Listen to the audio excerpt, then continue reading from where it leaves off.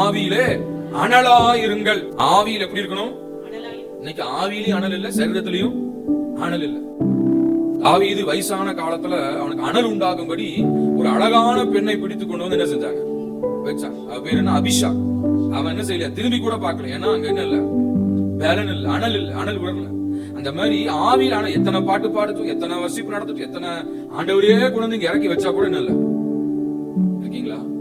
அப்படியே உட்கார்ந்துட்டு யாரு வராங்க போறாங்க வேடிக்கை பார்க்கறது. ஆவியில எப்படி இருக்கணுமா? அனலா. இதெல்லாம் கேட்கும் போது ரத்தம் தெரிக்கணும். ஆமென்.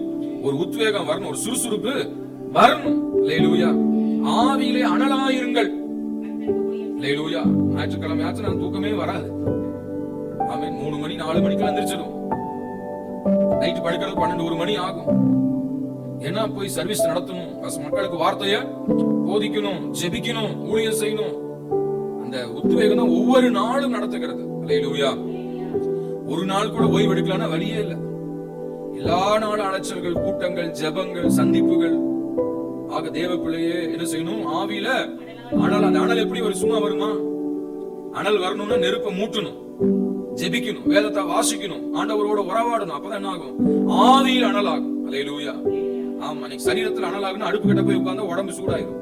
வெயில்ல போய் உட்கார்ந்தீங்கன்னா உடம்பு சூடாயிரும். ஆவியில் அனலா இருக்க என்ன செய்யணும்? தேவ சமூகத்துல உட்காரணும், வேதத்தோட உட்காரணும், வார்த்தையோட உட்காரணும். அப்பதான் ஆவியில அனலா இருக்க முடியும்.